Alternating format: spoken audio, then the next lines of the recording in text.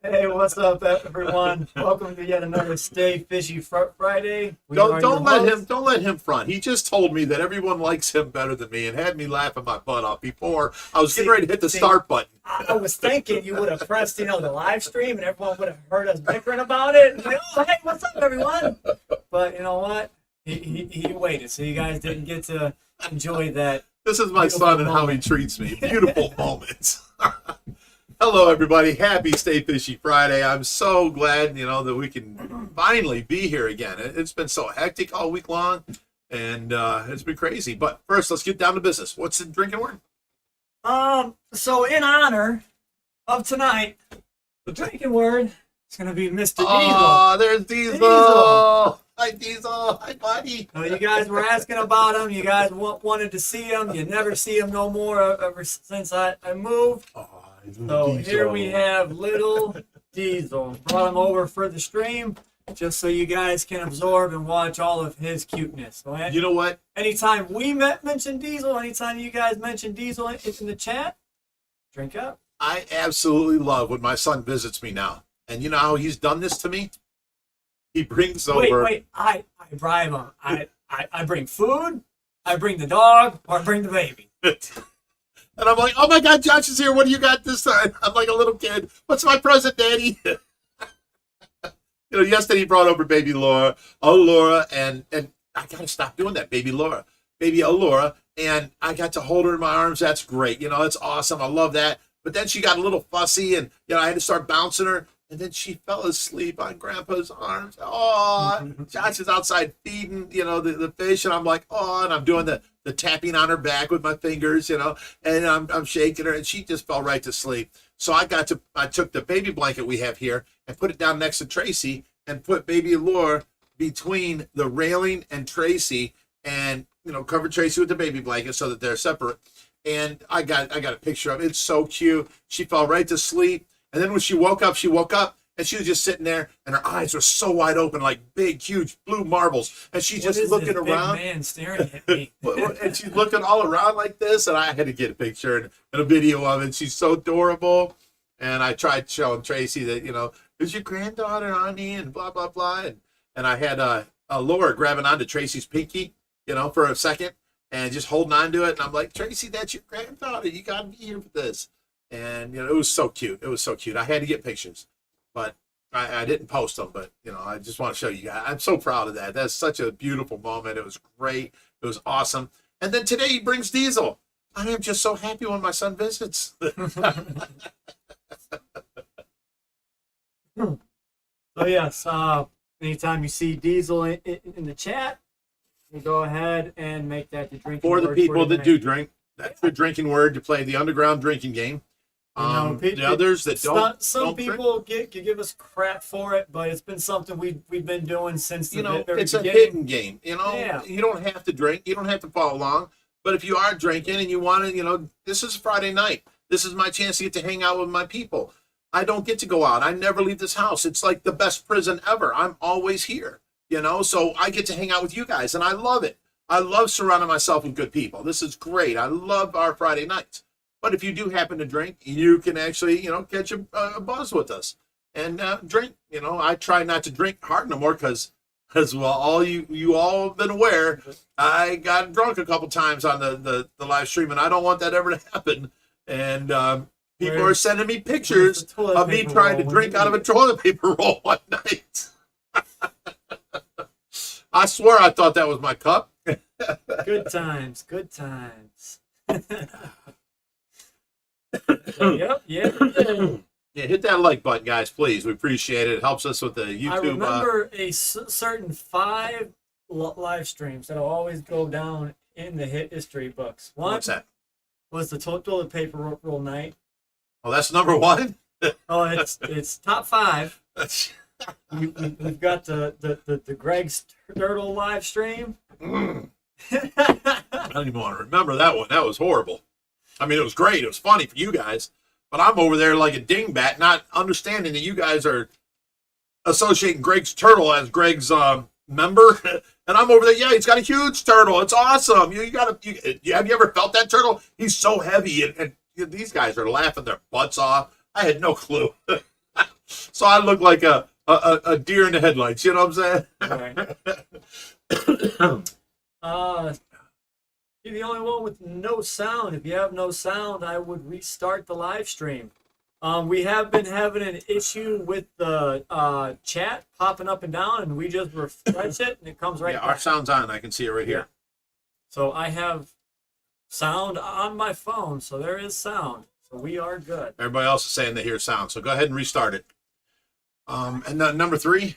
Oh, Diesel, I'm sorry, buddy. I didn't mean to ignore you. Poor guy. He really wants to come over here. Yeah, he does. Come here, buddy. I'll take you. Hi. There you go. He's your problem now. You know, I can just, walk in, hand him the dog or the baby, and it's your problem now. You know, I got a good 45 minutes. Like yesterday, I walked in, I did bring the baby over so I can feed the fish, and I walk in, and soon we find a problem. The filter going to the boiler, which is the main heat for the monster pond out there, it was completely clogged. It was not getting heat. The pond dropped from 85 to 72. If you guys didn't know, it's already starting to get cold. Yeah.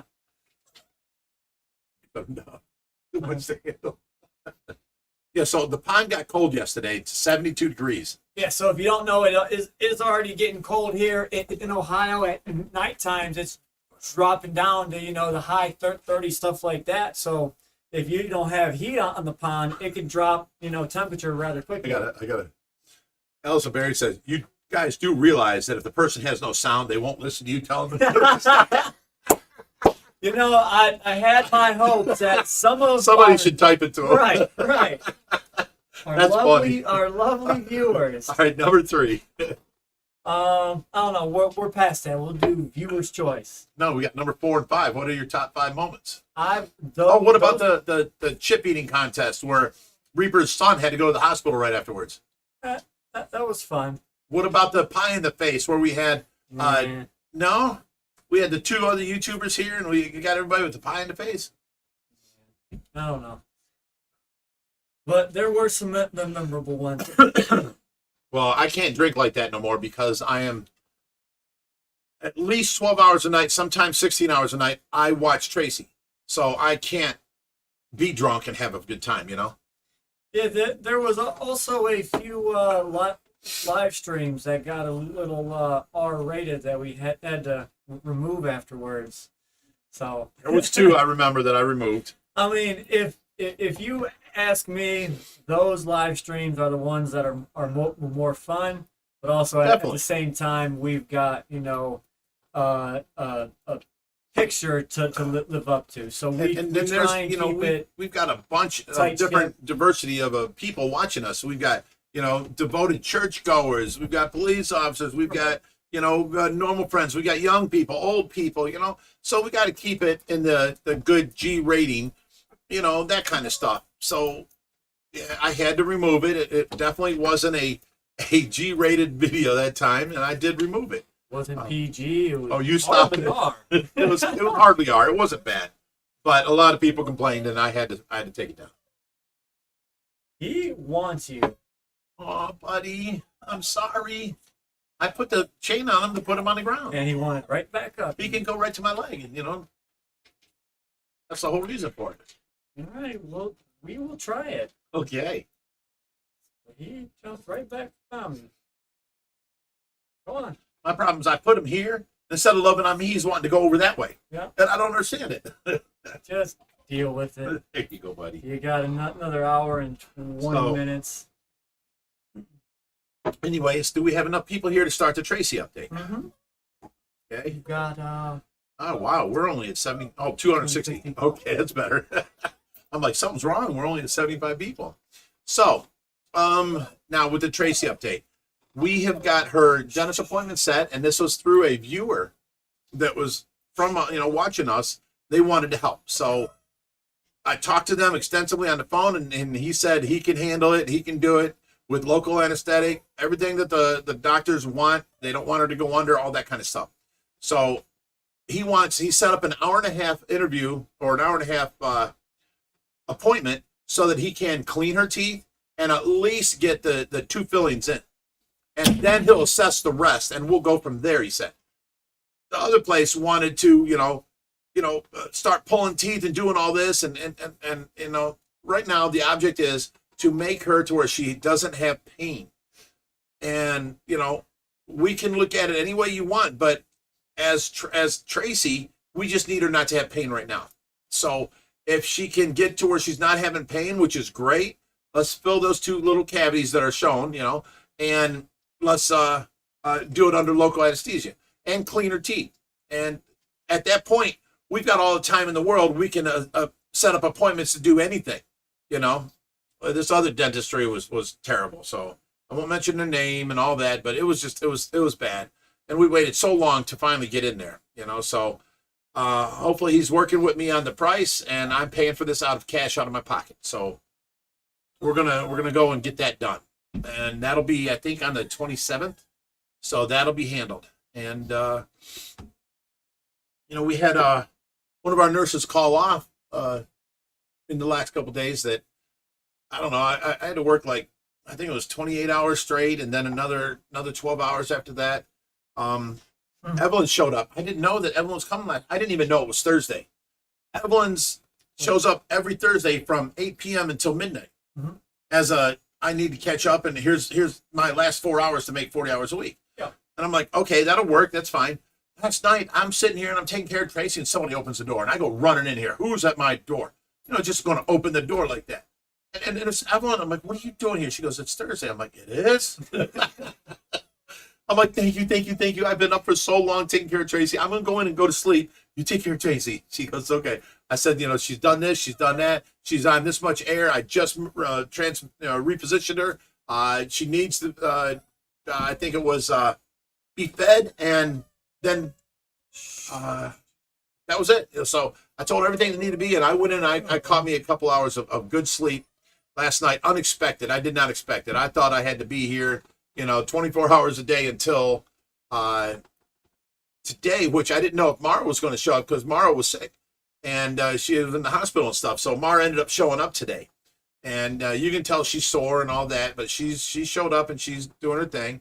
And I told her to call me if anything, she needs and she's too sore to do it, I will come in and do it, And she hasn't called me once today. So she's working through it like a trooper. And, I think it was 24 hours straight plus my 12. So that's 36 hours is what I did up till yesterday. And then I had to work 4 hours.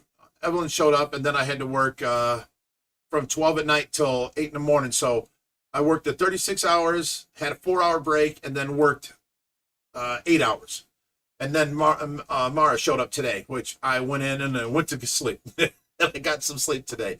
I woke up confused by somebody at the front door saying that they're here to move in and help around the place. I'm like, what? Oh, I talked to you about it a few months ago.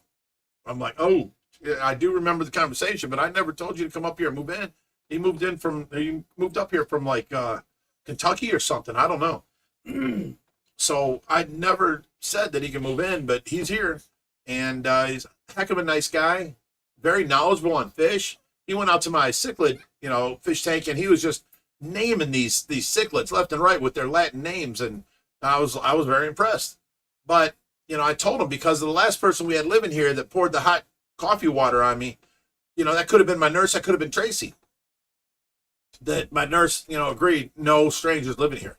So, I'm in a pickle right now, and he's in a pickle, and don't have no place to stay. So I'm gonna let him stay here for a couple days, downstairs in the basement with Hoover, and we'll go from there. But he's a very nice guy, and we'll see how it goes. But as far as now, let's get back to the Tracy thing. She is okay. I don't know if you guys know this, but she first came home, she was all tensed up and tight. And we try and move her, and she was fighting us. You unbend her arms, and she'd go right back. And you try and pull her arms straight. It was like fighting her, the whole way. She's so released and limp right now. I move her arm, it's like she just drops. So nice. She is so limp. It is so nice to work with her now. She is doing so good with that. She's not tensed at all, and I chalk that up to the nurses that we have and how much range of motion we do with her. She's constantly moving and doing all this and all this stuff. She's so just loose now. And it's so much nicer because could you imagine having Charlie horse in your leg or your arm for 24 hours? Oh my God, it's got to be painful, you know? So we did everything we could to stop that. And now she's very loose and very sweet and nice to work with. Okay, you take him to bed. And, you know, now that, you know, that's happening, it's so much easier to work with her. So I don't know. I like it. And, you know, I think she's more content and happy. She's not able to communicate with us yet.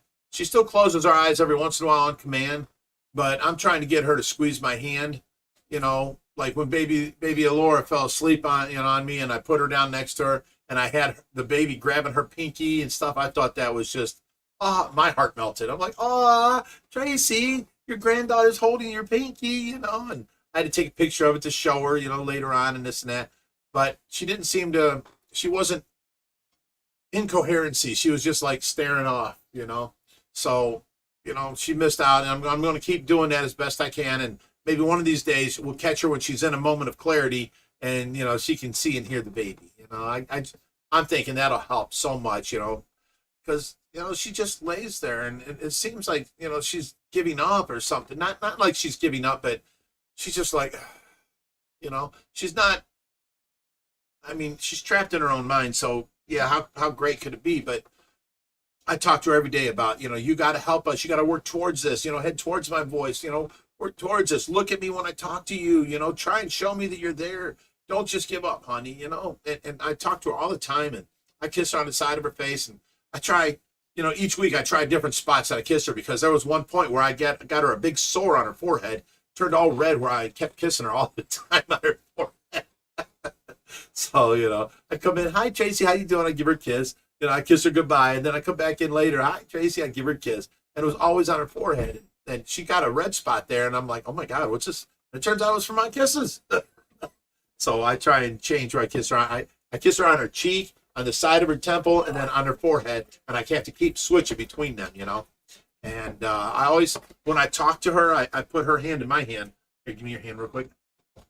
Like this, so that I can be like, you know, pull her up to my heart, you know, and talk to her. So romantic. Oh, stop it. This kid.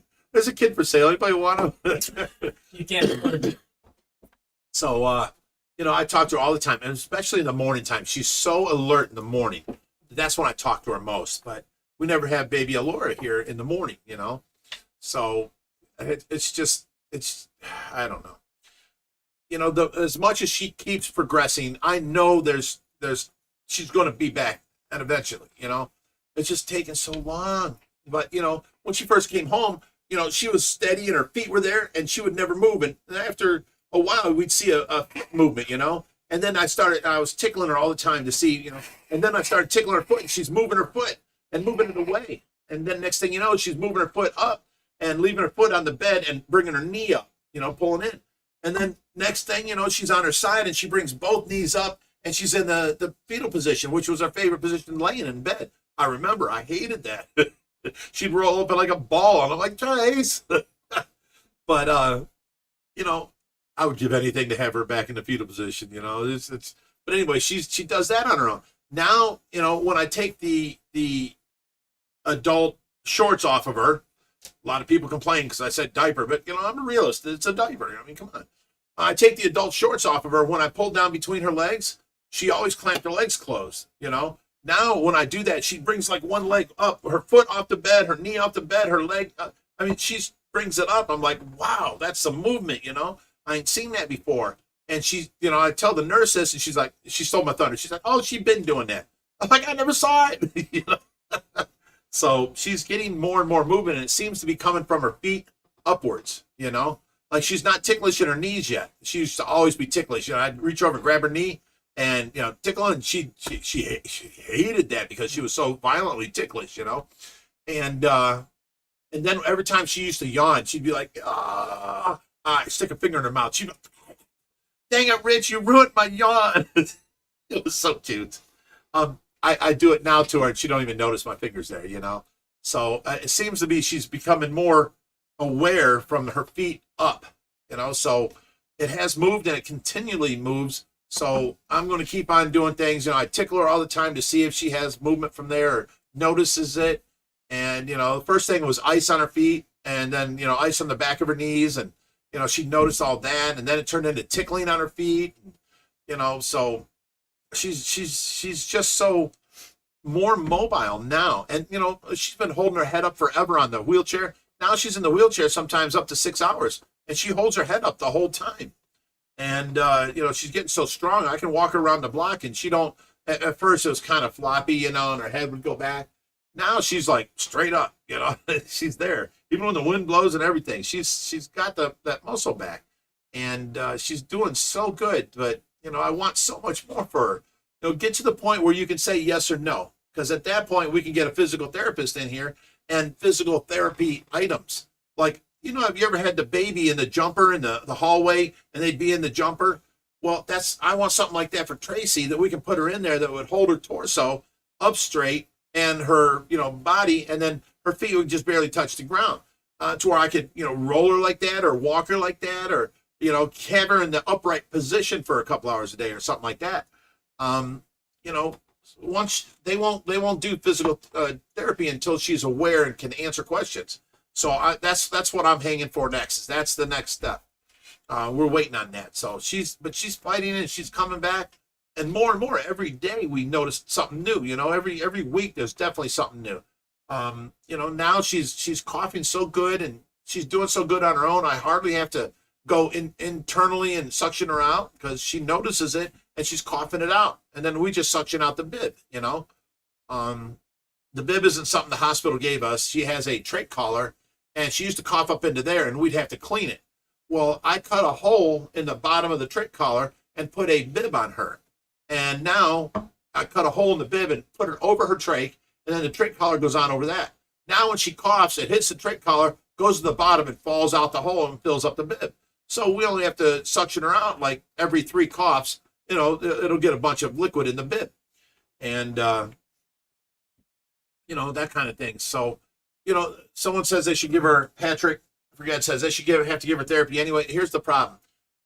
For their hospitalization to cover it, they have to see some sort of improvement. So if she walks 3 steps this week, she needs to walk 4 steps next week. Then they'll continually pay. If she's not making improvement, they won't cover it, the insurance. So that's why physical therapy won't come in until she's aware. And you can't fight the system. You can't fight the red tape and the rules they set. You just have to abide by them and go, So, there's nothing we can do. We just have to keep on doing what we're doing and letting her keep on getting better. The nurses are taking great care of her, and she's doing so good. And she gets changed often. She never has any bed sores. She never has anything like that. Lately, her nails are getting long, and we thought, we painted them, and they're like, oh, Tracy, your nails look so good. But the problem was she'd put her arms on her side, and then she would scratch herself. So she's getting scratches on the side of herself. So I'm taking a pillowcase, and I'm putting it over her midsection, putting it down on the side, putting her hand in that, and then pulling the pillowcase over where she can't scratch herself. Nurse is like, oh, no, we're cutting them off today. So she cut them all off, and she filed them down smooth. So Tracy's, if she wakes up, she don't have long nails. The nurse says, I'll deal with it. She's funny. All right, we got Deadwood chimed in with $10. He said a little contribution to Tracy and her dental job. Well, thank you. No, I'm not worried about that. I already got it covered. I saved up like $1,800 so far, thinking that it's going to be something else. I've been putting it away this whole time. I've been trying to get her dental stuff. I've been putting money away each week. I've got money set aside. I'm not asking you guys to help out with her dental, please.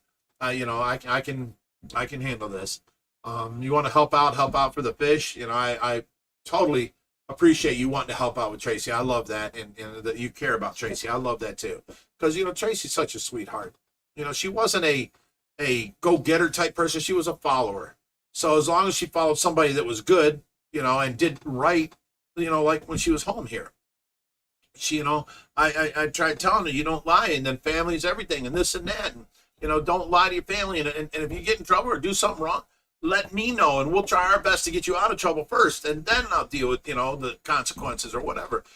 Sort of like a child. But Tracy she was the youngest of like 9, family, and she moved in with me when she was 15. She lied about her age, so she wasn't raised by great people that bestowed great values into her. I had to teach her that you have to patrol yourself. You have to be your police yourself. I live by a set of code that I live by. I try and help out everybody and do everything good in the world. And even if it's not to my advantage, if somebody comes by and needs something, I will do for them. And, I may have to wait a week or so for something, but as long as it's not, it's towards the good, the greater good is what I try to bestow into her, and then, she hung out at work, and then let's not even get into that. But Yeah, so does anyone ever tell you talk too much? This is my son who loves me. It's treating me like this. No, she's a good person, and since she's been back with me, she has turned herself into a good person, and all the therapy and all the writing. I would love to read you her letters. They're so beautiful. But Josh keeps telling me don't do it and this and that, but it's so beautiful. You got to read it. It's a personal thing. It's not though. It is 100% is. Stop. It's what she thought, and it's all good. It's all goodness, and I want to show everybody that. I know that's what you don't argue with me. Don't argue. Just let me get my point across. It's all goodness, and I would love to show them to you. I'm not, but I would love you guys to hear these letters. They are so beautiful.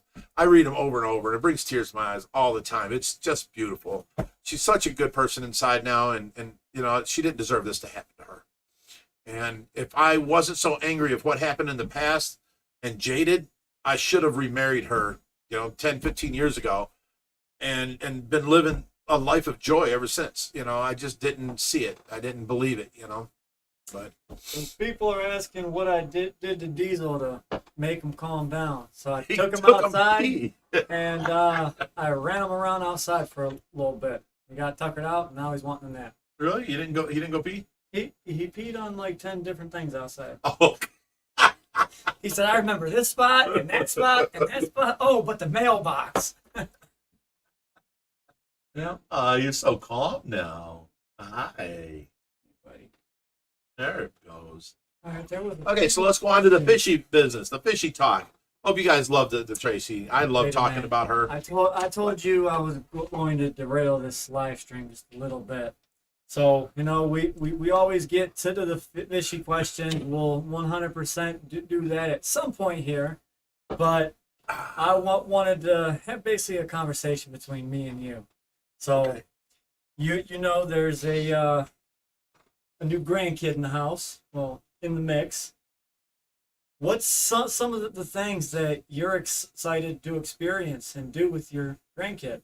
Let the people know. Oh, I can't wait for the days that you guys decide I need a timeout and Grandpa's going to watch her.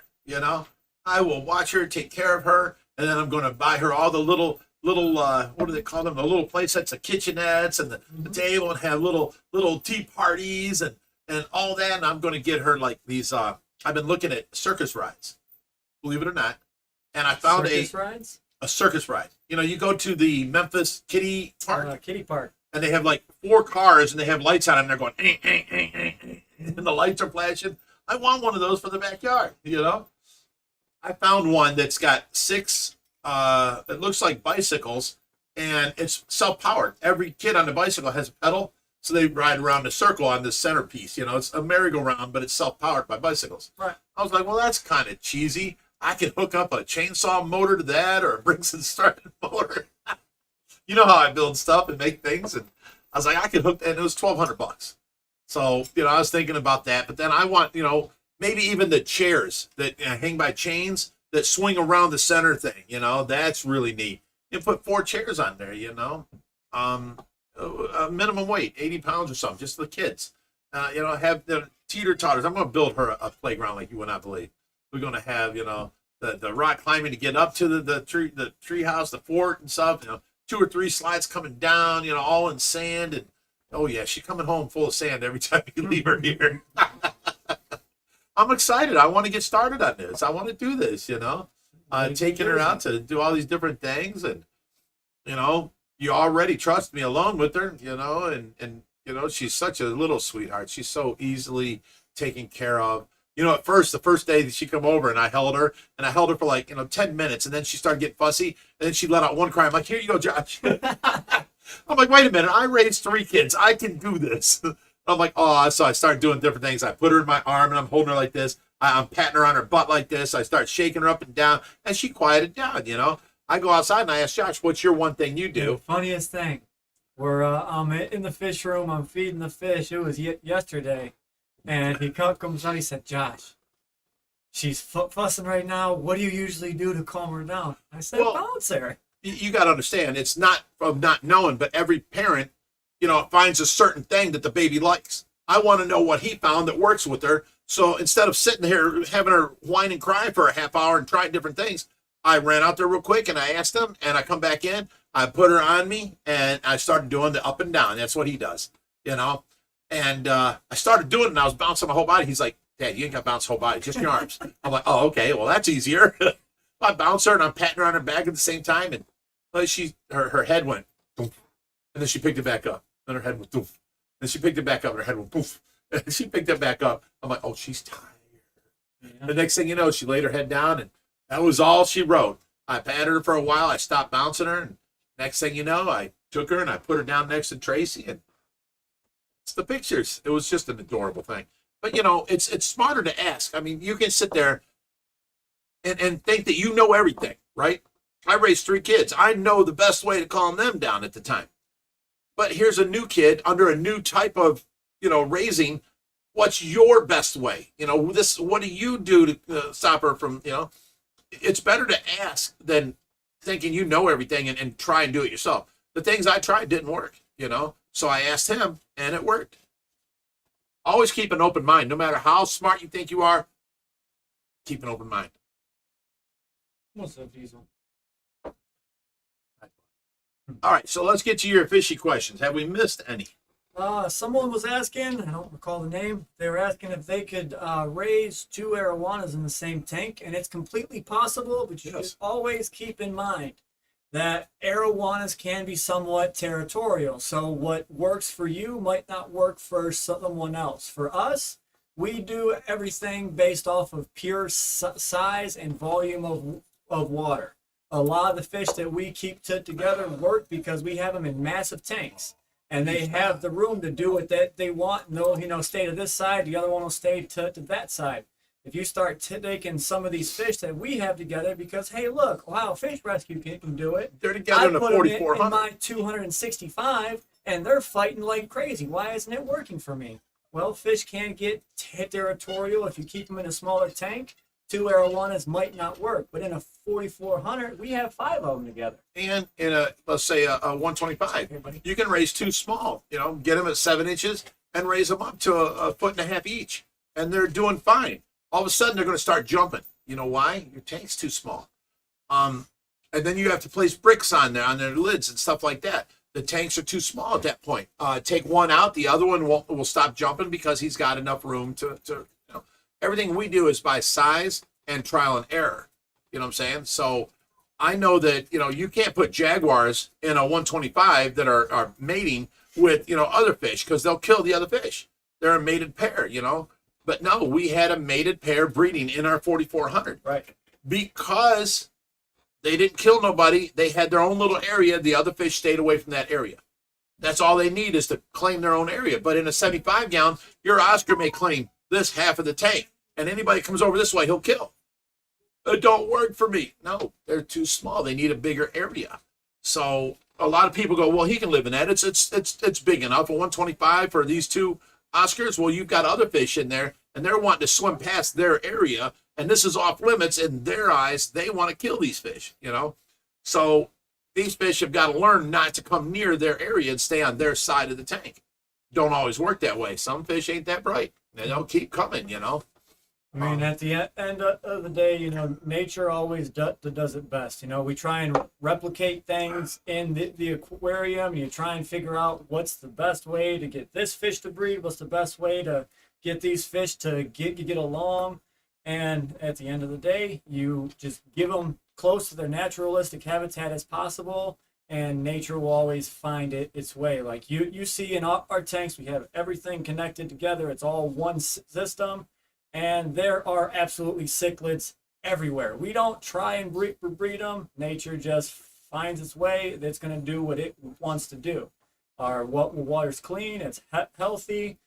So the fish are going to be naturally happy. You know, a system that big and that, you know, well maintained. Let me straighten up a few things. People are talking about the coffee incident. I let someone move in here, and you know, she said she'd help. She needed a place to stay. She would help us during the daytime, blah, blah, blah. And, you know, everything was fine. Well, all she did was, she was a chain smoker, and she just sat outside smoking all day. She never helped me. And then she'd come in here drinking her coffee and going back out, you know, chain smoking. And then next thing you know, it's like 4 days she'd been here. And, you know, I come in here, and she's arguing and yelling at my nurse. And I had to, you know, stop her. Whoa, whoa, whoa, whoa. I got between them. You do not yell at my nurse. If you don't make me choose between you and her, because you'll be homeless. I will choose the nurse every time, you know, blah, blah, blah, and this and that. And she got mouthy and kept on yelling. And next thing you know, she took the coffee off of, what's that machine called? Keurig. The Keurig machine. It was just pouring down fresh coffee. The cup was about 3/4 full, almost done. And she took it, and I'm going to practice on Josh like this. She took the mug, and she went, whap, right into my face, that close. And it hit me, and all went down my face and burned me all through my neck, down my chest to about here. And, you know, I had to call the police and have her removed. And, you know, she tried playing the victim out there. And the police came in, and I was working with them and gave her all her stuff. Yeah, I just want her moved. I don't care if she's arrested. I don't want her here, you know. And from that point on, we can't have strangers staying here. I was letting anyone stay here if you can help me. Well, she didn't help. She was attitudey and pretty much ignorant. And I think she was a druggie, because she was so on edge the whole time she was here, ready to fight anybody, that I think she was detoxing from drugs or something. I don't know. You know, no one can know for sure. All I know is I didn't know her, and this is what happened to us by trying to be good people. You can live here. I'll give you a place to stay. You never have to worry about bills, food, nothing. You know, there's always food here. Eat anytime. You know, just help me during the day. And then, you know, you got your nights off. I thought that was a fair deal. Well, she didn't, and she turned out to be evil. And how do you not get along with my nurse? You know what I'm saying? How do you not get along with me? Everyone gets along with me. And she destroyed things here. So, you know, that was the whole point, that no strangers can come here. I used to Airbnb. I had to stop that when the nurses started, because of strangers coming in the house. So, and Tracy being down, of course. So, you know, now, you know, I was trying to find anybody that needs a place to stay. Are you living with your kids? You have your own room here. Help me out during the day. You know, take care of the glass cleaning of the fish. You know, feed the fish pellets in the morning. That kind of stuff. If the hallway's dirty, you know, sweep that up. You know, there's plenty of things to do out there that you don't need to ask.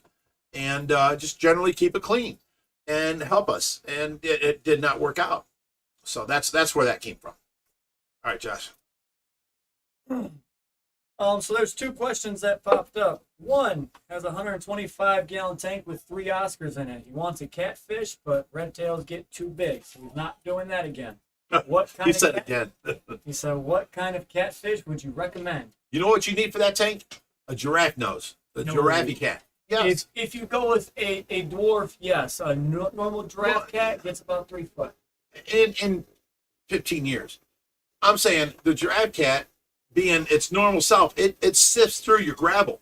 So you don't have to gravel clean. They eat all the dirt out of your gravel, and you see them suck it up in their mouth, and it comes out their gills. I love these fish. They're great. I try and have one in every tank. They're awesome. Yes, we do have there's a difference between regular and dwarf. And for your tank, for a lifetime, I would say definitely get the dwarf. They only get, what, a foot? Yeah, about a foot. And we have one in the 540, right? They look just as cool. No, that's a full That's size. a full size? Yeah. Okay. But they look exactly the same, you know? So I'd love those catfish. They are awesome. Only difference on them is they have a minute difference on the pattern, but they look just as cool, and they pretty much do the same thing. All right, next time I suggest something, don't argue with me. I just gotta, correct. Next question. 60-gallon cube. Wondering if they can put a Fahaka puffer in it. So you can. It'll last probably I'd say 5 years. But See Fahaka that? I said 4 puffers, or 5. He said 5, same exact time. Fahakas can get up to 18 inch. So But they're very slow growers. yes. So you can do that for a while, up to 5 years like that. And it depends a lot on your feeding, techniques. If you're power feeding them, all kinds of different things each week, it's they're going to grow faster, they're going to grow beefier, they're going to grow and continue growing like that. It's also based on each fish's, anatomy. You see some humans only grow 4 foot, some grow 7 foot. You never know when you buy the fish. Some could be fast growers, some are not. It's all on their own anatomy type thing.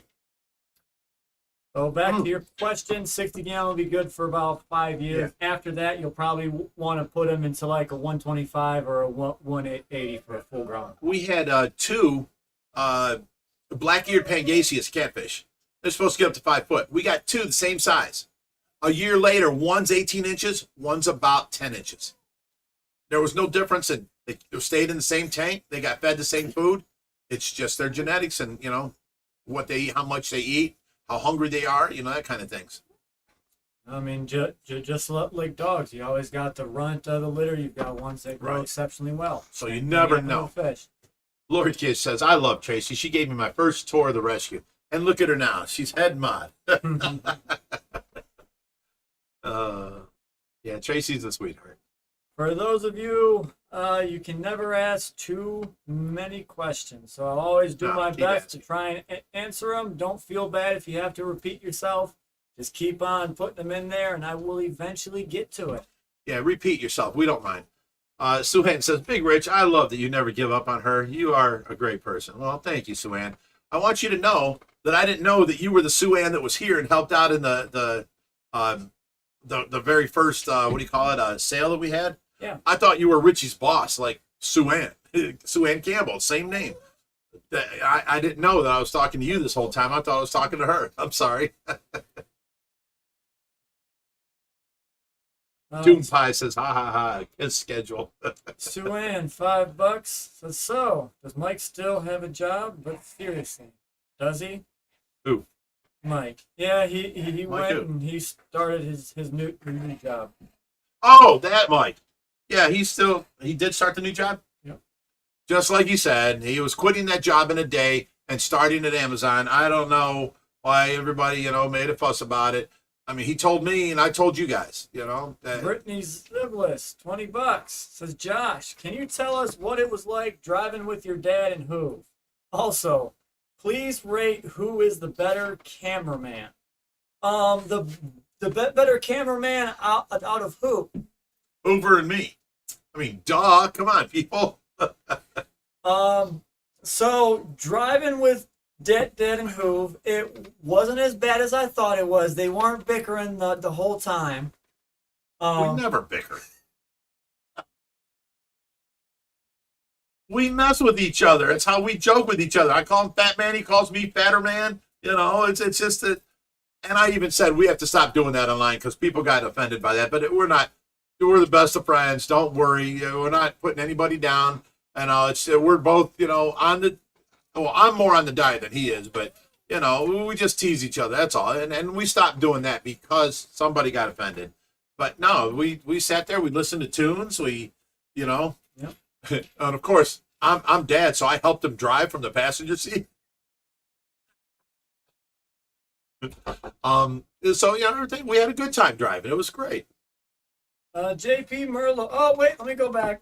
Cameraman. So I'm not gonna rate who's better because there's not really a comparison there. But I gave Hoover 2 chances, and he didn't do as bad as I thought. He's actually not that bad. My only thing is, when we were on that rescue in Chicago, he's taking the phone, and it's Hoover, so he's got a little harder time getting up the steps. So he's looking down to see where he's walking. He's not looking at the camera. At the camera. But I tell everybody. I kept it. I tell everybody when you're videoing the camera, don't hold it and then look this way. You have to look through that screen the whole time because what you're seeing is what everybody else will see. So you need to follow along the action with that camera. Right. And that's the only thing I teach anybody new. That's all you got to do. So, you know what? I kept that part in the last video because it's basically raw footage. It's, you're seeing what I'm doing in real time. You're seeing Hoover's running up and down the steps trying to follow keep up with you. the camera. And he actually did a pretty good job, if you ask me. Did you hear him breathing, though? No. Oh, that's good because I've done a few shots, this and that. And, he's behind me and he's like, and I'm like, "Who? You got to hold that far enough away from you where you don't hear the breathing." And I showed him the breathing, and I had to cut that out of the video. And so I was trying to, show him how to do things. Like me, I sniffle a lot, so I cut that out every time. I'll be sitting there and, hey, there's this here, and then there's this here, and I'll cut that out. So you'll hear, oh, there's this here, then this here, and you got to take the extra time to cut it out. So I was like, if you don't put that in there in the first place, Hoob, it's easier to edit all the time. It made sense to him. So, he's trying. He's doing a good job. I mean, Hoover, if anything else, he shows effort. He's a good-hearted person. And when he helped me with that arapaima and the tigerfish, the next day, he did a pretty good job at filming all that.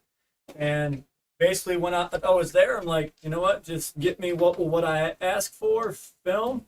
He pretty much helped me unload the pump. We got it in the tank. He held it in there. We filled it up with water. We were literally in that house and out in less than 25 minutes, and we caught a tigerfish and an arapaima. And then Hoover proceeded to sit in the back of the van while we're sitting there because I forgot the net, and both of these fish are jumpers. So I'm like, Hoover, sit back here with this net. If they jump, block them with the net. And on the way home, You told him that. yeah, 100%. And So Hoover's sitting in the back with the net. well, it's sitting over the top of the tank, and he's sitting back there and watching it. Could you imagine if one of them jumped out onto Hoover and he'd be all... So we're probably 25 minutes away, and we get like 4 minutes away from the house, and I go through a yellow light, and it turns red. We get pulled over. I'm like, crap. He ends up letting me go with the warning or whatever. But he looks in the back, and he's like, what's he doing back there? I'm like, oh, the fish started jumping. He crawled back there to make sure he didn't jump out. He said, all right, get home. I know you have fish. Have fun. But it's like I'm trying to get these fish home because tigerfish don't really transfer well. They don't transfer well. They're very timid. Yeah, and especially one that's that big. We were just trying to get in and get out. We have JP Merlot, $5. Says, hey guys, where can I get a couple of those dolphin fish? Hope all is well. JP, right now, I would say go ahead and call Rod from Predatory and tell him you're looking for a couple, and the next time he's there, he'll pick them up. I think he's got 3 left. Oh, he has some? Maybe he might sell them. I thought he was Going to keep for keeping himself? them. Yeah. Just call Rod, and then if Rod don't have any, call Lone Star. Call Jason Splecos himself. They can all order them. So if they're out there ordering, they have an order sheet. If they see them on that order sheet, I've got a customer that wants them, they'll order them in for you, Hazel, what's up, buddy? He's winded. He smells Charlie. So if you guys know, That's the thing, Christy, she has Charlie here, and it's a female dog, and he smells her, and he's just whining. Charlie is his best bud. It's his girlfriend. I can't have this dog over when Charlie's here. He goes absolutely nuts. Didn't he jump up on Charlie's back one time? Oh, he was trying something, all right. People are asking what happened to the other volunteers like Jen, John, and your guy with the mullet. Jen, she's still around, but she's busy right now. John, I don't remember. The guy with the mullet. Oh, that was I remember him. They don't come around no more. The one guy with the mullet, he has his own automobile. What did I do when you take your car in to get? Oh, detail shop. He has his own automotive detail shop. So he's working that a lot. He was coming here and leaving his guys run the shop. So we understand that. Shay, she just came by. She was here in the recent video. She's gonna, keep coming back. She brought her boyfriend around, and everything was, great, and she likes being here, and she's a great worker. A lot of times people just don't have time, and they mean well, they want well, and they show up here and they help out, and then they're like, I can be here every Wednesday, and then a month goes by and they're not here, and you can't get mad at them for not showing up. They have their life too. They're all in all, they're volunteering their time. So I'm still in contact with everybody. It's just that different volunteers. Like tonight, we just got a volunteer named Jerry. He's out there in the fish room right now. So you're going to be seeing more of him. He looks like a Reaper. Him and Reaper could pass as brothers, But yeah, we get different volunteers all the time, and they come and go. Jeez.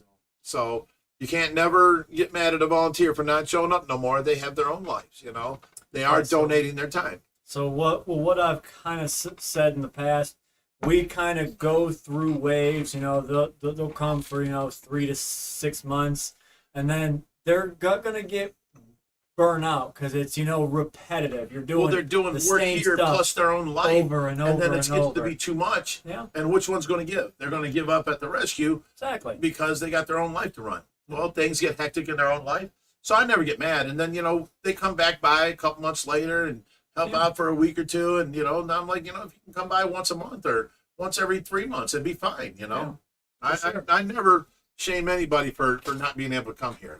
You got to remember, they're volunteers. They're helping out.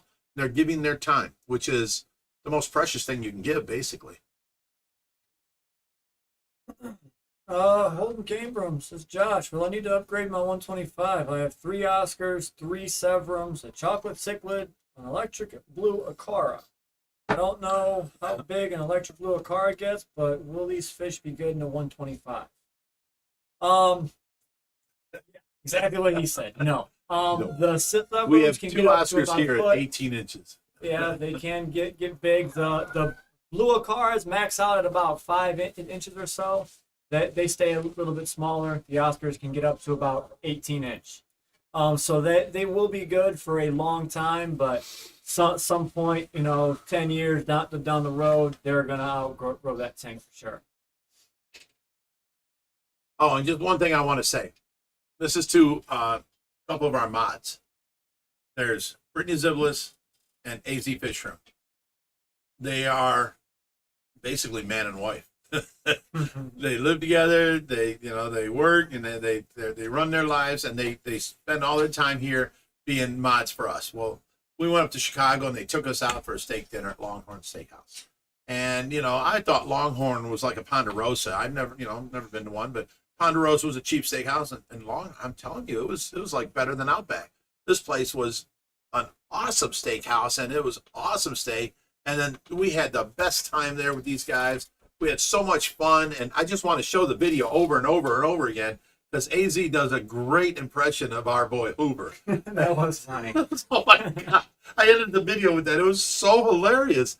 Oh my God. If you guys haven't seen it, you got to go back and check our videos in Aquashella where AZ made us our double stand for the 135s. And oh my God, it's just we had such a great dinner there. I can't thank you guys enough. I don't go out and I don't waste money on myself like that. So for someone to spend money like that and to buy me a steak, that was amazing. It tasted so good and it was so awesome. And then the laughter we had at dinner and oh my God, it was just great. No, I cannot get over it. That was like one of the best times I've had in a long time. And I hated it to end. After dinner, you want to go out, you want to do this, you want to do that. I had to get back to the hotel room to watch TRACY because it's coming up time where the nurse is stopping working. And people don't know, but I have Christy working here as a babysitter. But the babysitter is not allowed legally to do anything with TRACY. So I'm watching TRACY at the hotel room on my computer, and then I call Christy. I'm like, okay, it's been 2 hours. You have to reposition her now. She's been on her right, turn her on her left side now. Put some prop up, a pillow behind her back, and she's my hands. So I'm watching TRACY, but Chrissy's my hands at home, So people don't know that, I spent the whole show there, then I spent the whole night awake, and then I went back and did the show. So I fell asleep on the way home. I'm sorry, Josh, for that. That's all right. But, that's what I had to do to be able to get away. And Christy, bless her, she's such a sweetheart, and she listens to me and she helps and she does all this. She's not allowed to internally suction Tracy out. So Mara worked for 12 hours and then she slept here while Christy babysat while I watched Tracy. And then, if anything happened, we can always wake up Mara and she can come out here. So that's how we had it covered. And, so Christy was suctioning out the bib. She was, repositioning Tracy, that kind of stuff. And if I needed anything, she was there, like a breathing treatment. If Tracy was in stress, she needs a breathing treatment, I would tell Christy how to do it and turn the machine on and hook it up to this and blah, blah, blah.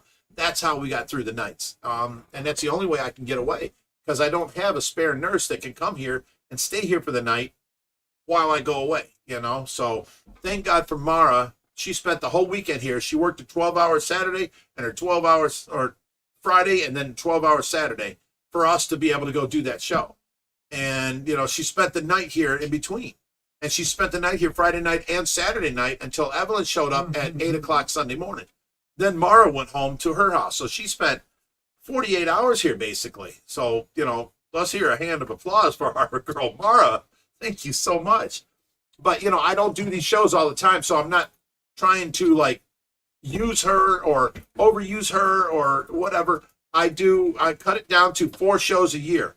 And this year, it only came out to be 3 because one of the shows showed up on Mara's birthday. And, she had plans and this and that and people coming in from out of state. So I had to miss the Dallas Aquashella. And I think they were kind of mad at me because they advertised us and all that to where Aquashella came up for Chicago. I told them I'll definitely be there. They didn't advertise us at all.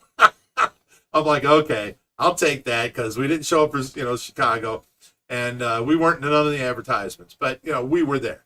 So I hope that's squashed and past us now. Little stuff like that, But thank you, Mara, for being such a great nurse. All right.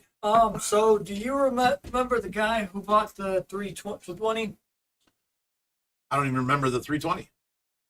The acrylic tank we were using in quarantine. He sold. He came and got the 320 and the 260, Joe. Well, he's up here from Dayton, and he's timing it to where he'll be here right after the stream. He's coming to pick up some fish that we have in quarantine. Oh, really? Okay. And one of those. I just did a video tonight on the fish we have in quarantine and the fish we can give out for tomorrow's. So you're going to get rid of before the video comes out. Just a few. That's all right. But yeah, he's coming up. So right after the stream, I'll have to go and fish these fish out. He was supposed to make it here at 5. He didn't quite make it on time. So that's all right. Tell him if he gets here early, go ahead into the fish room and sit in the couches. Yeah. The couches everybody wanted us to get rid of. We've got people out there waiting on us right now. JP Merlo, $10 says, explain how running the entire rescue requires a lot of commitment, time, money, energy, and love for the animals. Volunteers are a blessing, but hard to have that much dedication. Still rocking at Kentucky, Fish Tank, and Rescue. Kentucky Waterfall. Explain how all this is so hard?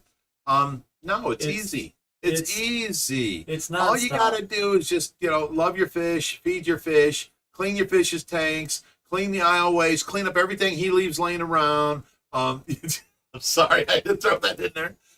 Hear it. Just clean up any problems, clean up any spills, clean up any, this, that. Oh, move this fish because he's fighting with that fish. Oh, well, where are we going to put this fish? Because, it can't go in there, it can't go in there. Them are too big, this is too small. Find a place for him. And then move this fish because him and this fish are not getting along. And then, I'll come over here. Now you put this fish into this tank. They're all getting along great. Tomorrow morning you wake up, they're not getting along. This fish's tail's all messed up. You got to move one of them. And it's just nonstop stress. And it's nonstop. And then, you feed the fish, you think you're done. No, you got to do it again tomorrow. Feeding the fish takes about an hour here. Josh shows up after work an hour every day and feeds the fish the second half of feeding. I feed the fish every morning. It takes me maybe a half hour. I feed pellets, and I have to go around to all the fish room, all of the pool room, the ponds, front and back and all that. It takes me maybe a half hour, 40 minutes, And I get that taken care of. And then while I'm there, I find stuff that needs to be taken care of. You know, this is out of place. Pick this up. You know, move this here. Do this here. Do that. You know. So I mean, it's not hard at all. It's just time consuming, and there ain't enough time in one day to do this. People ask me, "Hey, Mara just came out, said she heard you saying thank you. She said you're welcome. She aw, was in the bathroom. She was in the bathroom. Something, yeah. thank you, Mara." So yeah, you know, explain how easy, how hard it is. No, it's not hard. It's very easy. It's just time consuming, and it eats up every second of your day. Because right when you think you got things handled and all the tanks are clean and everything's good, you walk out there to show you. You know, Josh shows up. Josh, come out here and look how clean I got these. There's a huge flood everywhere, covering the whole floor.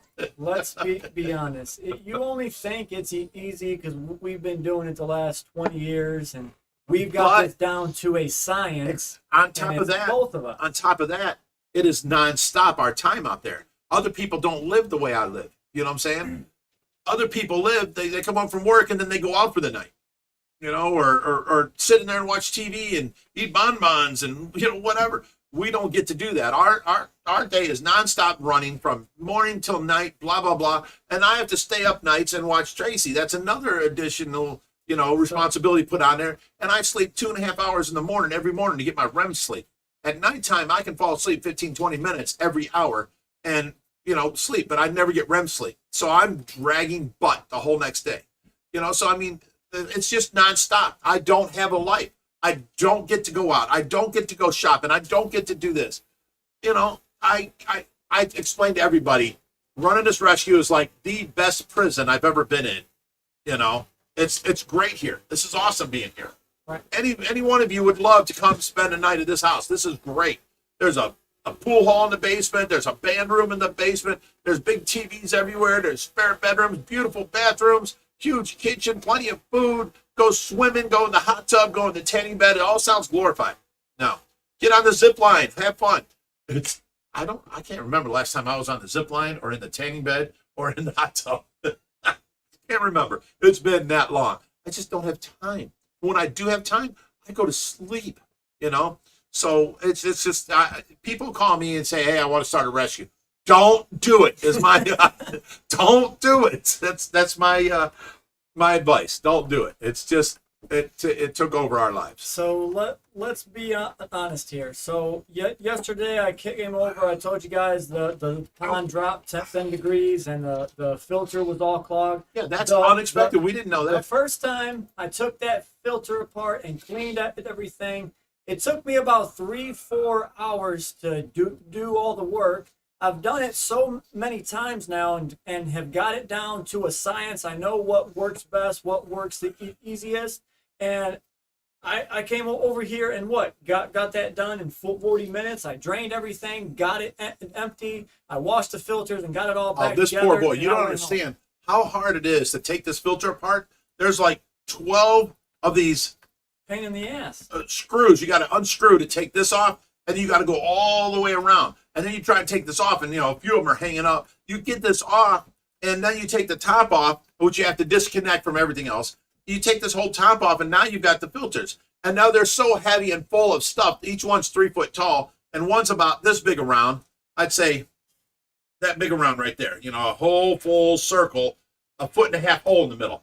And that's super heavy. I'm saying like maybe 150 pounds. Then there's a smaller one in the middle that is like probably 75 pounds. And he's got to take all this out. Caked with, you know, junk and plants and mud and poop. And he carries them outside to pressure wash them. But then he has to come back inside and get a shop vac, bring it. The only place we have shop vacs in the fishing room. We have to bring that down into the pool room, in the pool cleaner room, and then shop vac that all out to see if there's gunk at the bottom that we don't want to get up into the heater. And, you know, suction out the whole thing, clean it out, then go outside and start the pressure washer up, get the pressure washer from the basement, take it outside, start it up. Sometimes it don't want to start. And then, you know, you got it going, and then you pressure wash this whole thing, you know, and he don't have help out there. I'm in here taking care of Tracy last night. He was out there doing that. So you got to hold it with one hand and pressure wash it with the other. And that's like, what's that, 3,800 PSI? You know, it wants to knock this whole thing over, you know. So he's holding it and he's pressure washing, and it's getting dark. You know, he's got to turn it. He's got to clean it completely out and then carry these back in and then put the the shop back away and then put this pressure washer back away. It's a pain for one person to do, you know. We had 3 people here. We'd do it as a group and we'd get it done. But he come over and it wasn't a thing you could wait. The heater's off. The heater only works if there's so much pressure of water going through it.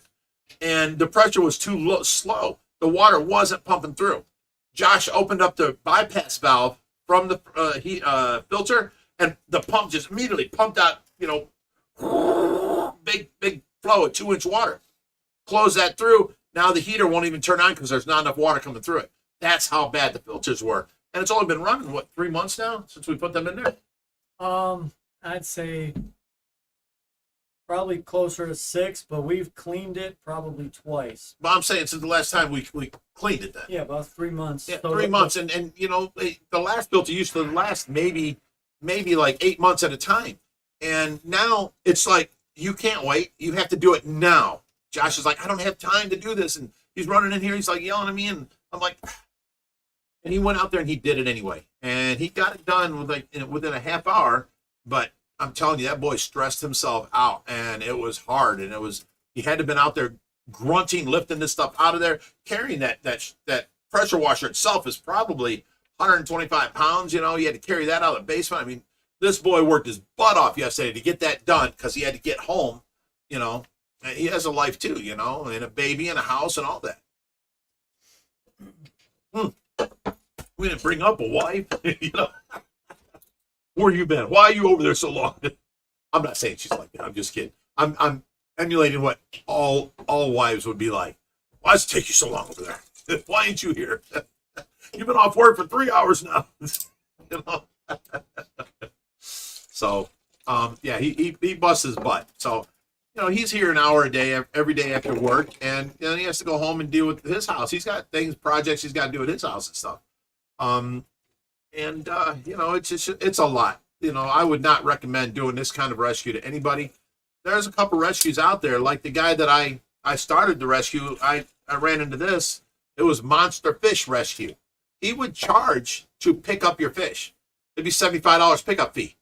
And then he would take it home, and he had a 1,200 gallon tank, and he would charge a rehoming fee to pick it up, like $150. So he was making money off of these things. And I asked him, I'm like, you're basically just selling fish and getting your fish for free. How do you say I get it for free? I spend money going over there, my time and effort. I go over there, I pick it up. I mean, he was adamant about this. I picked this fish up. That's worth some money, you know. That's that blah, blah, blah. It's my time. I could have been making money elsewhere. And he gets it home. And then he goes, I have to do, you know, feedings. I have to do medications. I have to take care of it. I have to pay for the electric, the gas, the sewer, the water, all for this fish thing, blah, blah, blah. So, you know, and I was just like, all right. Calm down. It's okay. We don't do that.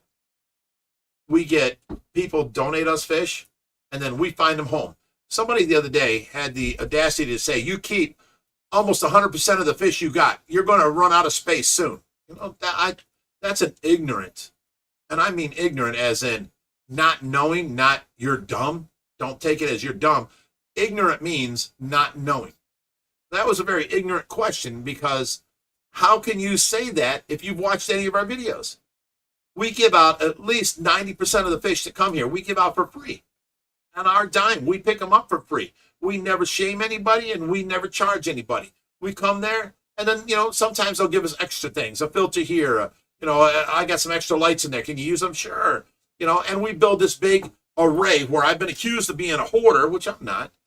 And I keep that there to give out to people. You shut your mouth right now. You know, I threw away a bunch of stuff that you saw that we could have used 2 or 3 times since then. I am not a hoarder. I keep things that I can give out to people that may need it. You know, is there someone out there that needs a light? Yes. Is there somebody out there that needs a heater? Yes. You know, I have a box of heaters. I have a box of lights. I have a box of lids. Is there somebody out there? Here's a lid for a 72-gallon boat front. There's someone out there that would be completely happy with them lids because they can't find them anywhere, and they have to special order them or order them from the internet at, you know, $115 or something. I have them here. They're free. Come get them, you know. I'm not a hoarder. I keep this stuff for people so that it makes the people that follow us online know that I have this stuff, and then they can call. Do you have this? I'm willing to pay for it. You don't have to pay for it. I do have it. Come on by. I just gave somebody a couple of heaters. All kinds of things. But my main thing is I build systems to donate out. We did that. A retired veteran up in Michigan. We took him a whole cichlid tank and set it up for him, and lights and filters and heaters and rocks and interior and gravel, stand, everything, the whole thing. We donated. We drove 6 hours to get there, and then we donated it to him, and then we drove 6 hours home. Stuff like that. I like them pieces where we can give back. So as people donate stuff to us, once or twice a year, we'll have a sale and get rid of extra stuff. I never get rid of everything. Like we probably had 100 heaters out there that we're selling for $2-3 a piece. Our people get them cheap, and then we make a couple bucks. I still had a big tub of heaters I can still give away. You know what I'm saying? All I want is a little bit of everything to build systems for what we donate to. We're getting ready to go up to Michigan and donate a 180-gallon tank, which was donated to us, to a church, and the preacher is it's for his room where he counsels kids. So we're going to set up the 180 in there, and get this, we've never given out any of our cichlids. We're going to catch some cichlids out of the pool, and he's going to be the first person ever to get our cichlids. So we've got him a tank with lids, a stand, 2 filters, 1 a canister, 1 I hang on the back, a heater, I think 2 heaters, a background, and then fish. He's just going to have to get some interior decorations because we gave out all of our driftwood at the sale. So, we like doing good things like that. And it's giving back to our community so that everything given to us ain't being sold. We do this for people and help people out. And every once in a while we can have a sale of our overflowing extra stuff, So, and it helps us out, even if you donated something and we sold it, it still helps us out here run the rescue because, medication is above the cost of the rescue. And every once in a while, we may have to spend a few $100 medicating a large tank, that will shut off our system and medicate that tank only, like the 4400 or something. There's all kinds of things like that. Raheem says, where's Hoover? He's on his way. He was supposed to be here. He's late. He called and said it's rush hour traffic, that he's late, and he'll be here. He said by 7. It's 7:12. He is super late. But, we like, helping out our people, even our sales. We don't advertise on Craigslist to the general public. We only advertise on a Facebook and, our YouTube. If you guys heard of it, then you're part of our people. So our people come here and they get things cheap. Could I sell a 75-gallon tank set up for $250? Absolutely. No, they're here for $100, and that way you guys get something cheap, we get some money, and it helps us out. Plus we clear out, an overabundance of stuff. So that's what we do our sales for. And, we like helping people. We love, I've done everything in my life. I've lived so many different lives. I've got ahead so many different times. I've done a lot in my life. I like this version of my life where I'm giving back and I'm helping people. I meet the greatest people. I am surrounded by the most awesomest people that come here, and people help out, and people, I would have never met Jim Sheasley if it wasn't for this. And Jim Sheasley is like a brother to me. That man is he's all giving. He's such a sweetheart. Love that man. I meet so many people through this. And I wouldn't have done that if I wouldn't have been this type of rescue, So I like what I'm doing.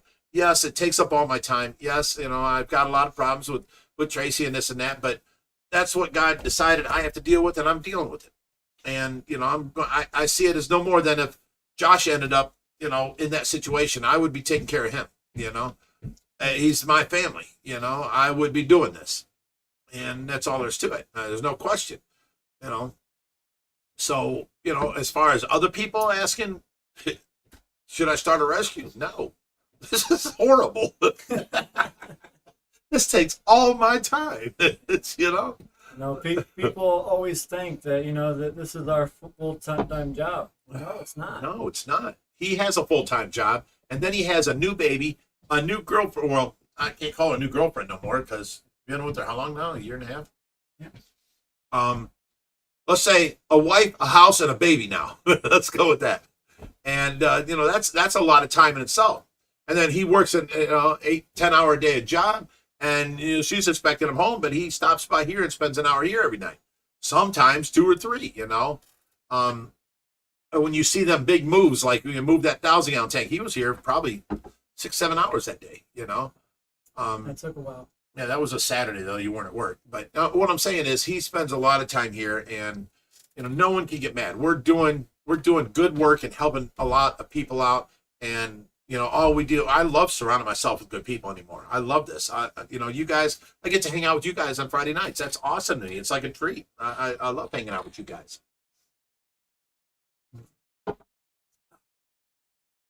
She says Diesel got snipped. Did he get snipped? No, has not yet. Oh, okay. Nope. Yo, mister, you're on the carpet. You're not allowed on the carpet. He's laying 1 foot on the carpet from the tile. He said, "But Dad, let's be wherever." But Dad, it's only a little bit on the carpet. He said, "At home, I can go wherever I want." Yeah, he's been a good dog. We got Mimi. Welcome to the green team. Glad to have you. This chat keeps going out on me. Oh, we got some catching up to do. Jim Sheasley, $5. He says, "I was wondering if I can come over and play on Sunday." Of course. Brother, you can come here any day, because if I'm busy, I know you'll just help out there. We've got the Fahaka guy, $5. Says, Rich says he's not a hoarder. Only hoarders keep dead animals. Wait, just kidding. Much love. Hope all is well. We was about to fight there for a second.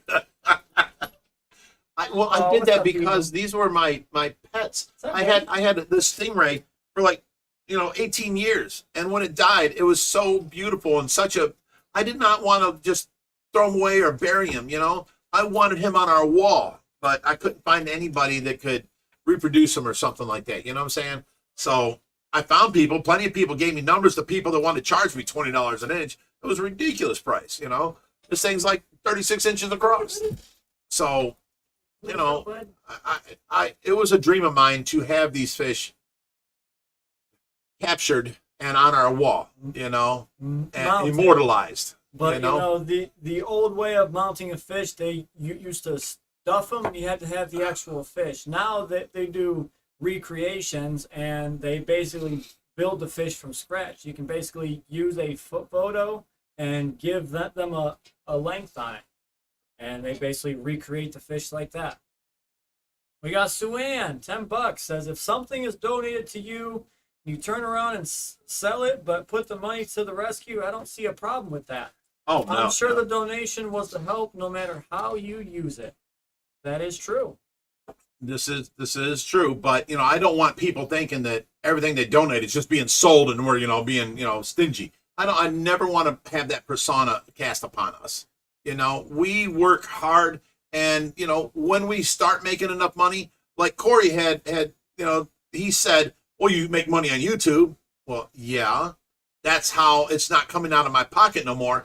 But if you think about it, anybody that puts videos on YouTube, that's their money. It's not the rescue's money.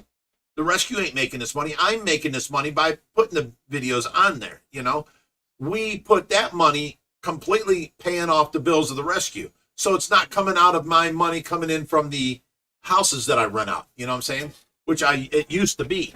So it's easier on me now, but all in all, it's still my money. Me and Josh put in the videos.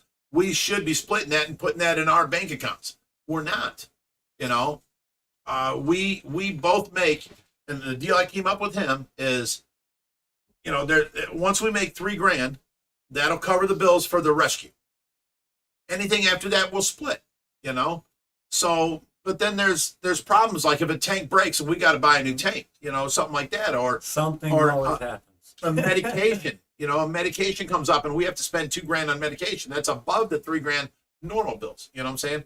So, Josh is, there's been a couple months where he's made like $600-700, but then there's months he didn't make nothing, and he's just doing this for the rescue because me and him we split the videos, you know, a month. I do 2, he does 2, I do 2, he does 2.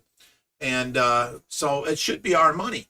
I mean, anybody else that works on YouTube, that's their money, you know what I'm saying?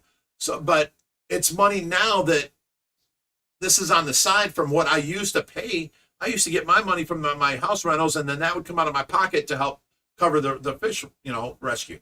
Now that we're doing the YouTube, it covers the fish rescue. Well, sometimes it covers the fish rescue.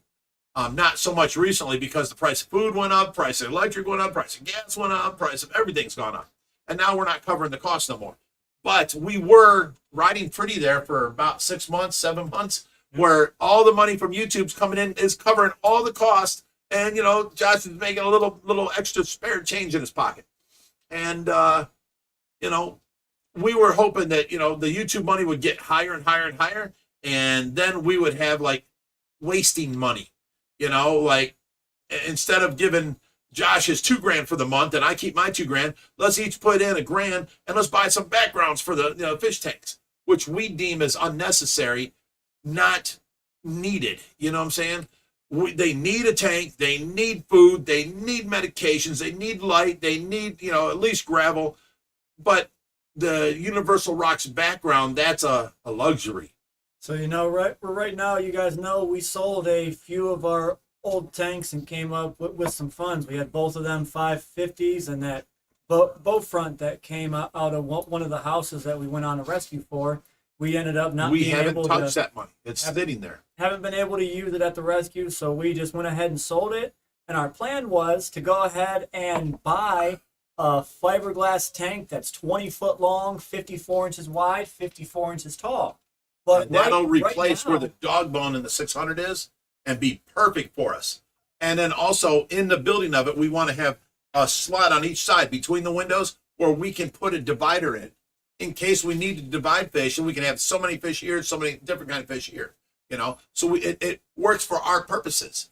And we thought the money from these tanks that we sold was going to cover the cost of the tank. I went and got this quoted out, themselves and have gone up prices so much, like everything else. And I got quoted on a 20 foot by 54 by 54, just a fiberglass tank with a glass viewing window, $50,000. We said, holy crap!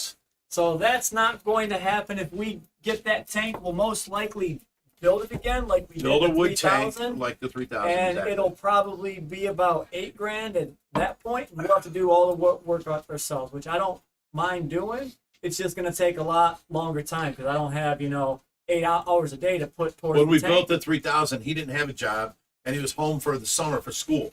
So we had all day, every day, when he wakes up, when I wake up. Tracy wasn't, you know, out at that point. So, hey, let's wake up. Let's go devote the day to there, you know, and we did that, and we built this stuff.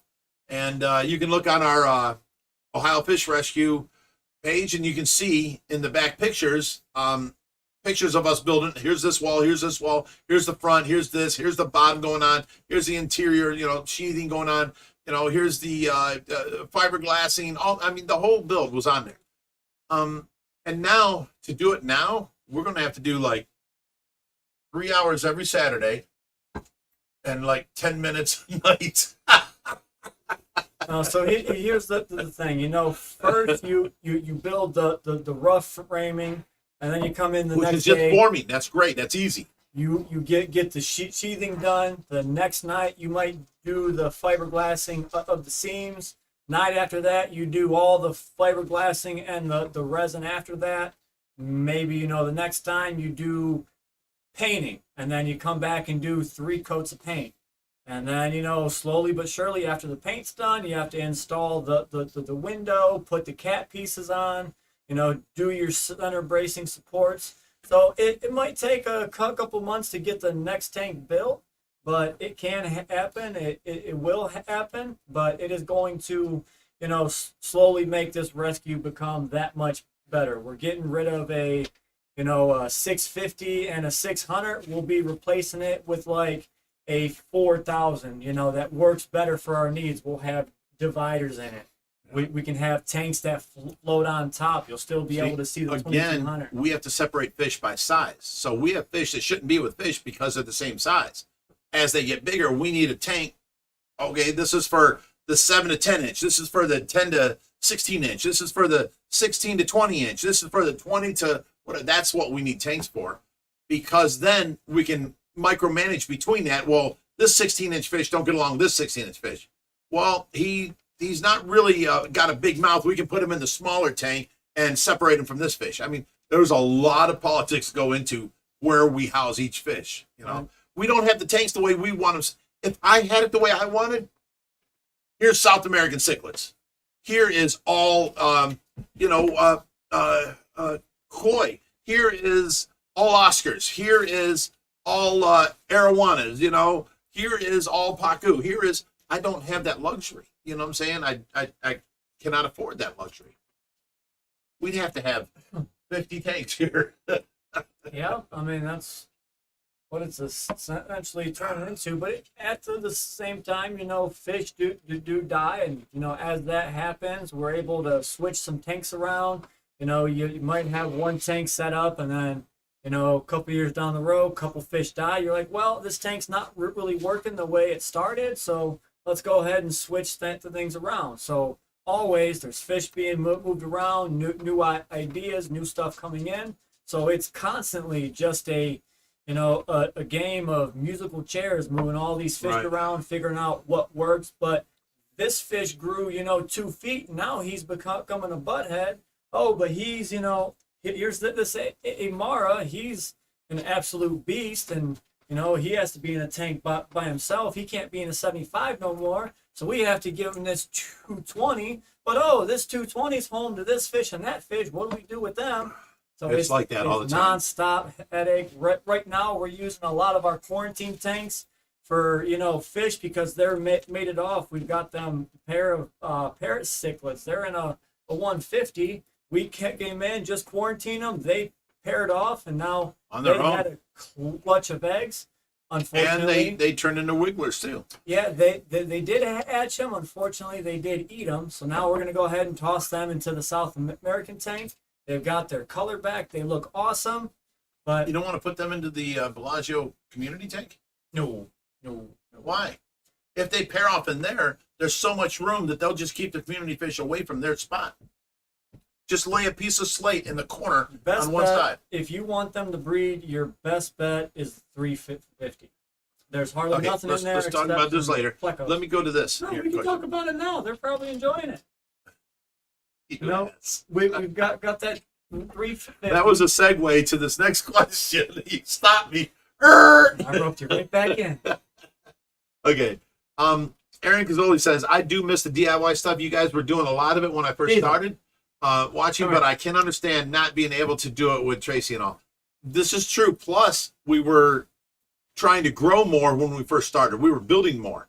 Now there's not so much of a demand to build as we need, but we will keep it up. But here's another problem. As we did them DIY videos, they didn't do as well as showing the fish videos, and we're trying to build a channel to make some money to cover the cost. At that time, we were only making, $800 a month on the channel. And, it's saying that these DIY projects don't do nearly as good as showing the fish. So it trained us to show the fish. And then, after we started going every other day with a video, that trained us into just show whatever. You know what I'm saying? We can't show the same fish every single video. So we're just showing whatever. Here's the problem. Here's the new tank. Here's, we had this tank leak. We're building this, and we can't go by what makes more viewers now. We have to go by just putting out content. So now you're getting a lot of content, and a lot of it ain't DIY. We still do DIY projects.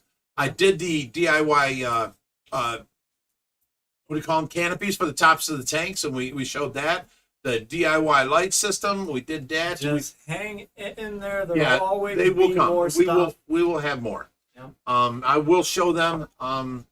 We are getting ready to build a lot of stuff because me and Josh has got a master plan that we're not talking about yet that we want to do. So we got to build this, to build that, to move this, to bunch of stuff. It's just crazy. But thank you for hanging in there. We will have more. So, you know, the time just slipped away from us tonight, so it is that time. We do have to end and say goodbye for the night. I've got people waiting in the driveway. So, And there's people waiting in the fish room. yeah, so we appreciate you guys for coming on and, you know, hanging out with No, us. thank you. Fishy You don't know Friday. how much I appreciate this hour and a half break I've got from normal life, which is so stressful. And, you know, I got to deal with so much that this hour and a half, I don't have to think about any of that. I just get to drink a couple of drinks, and I you know, saved myself 2 at night, and that's it. And then, you know, that's the only time I drink. And, you know, I open up a little bit, and I have a good time, and I get to hang out with you guys. I love it. I love hanging out with you guys every Friday. So, you know, until next time. Yeah. Stay fishy, my friends. We love you.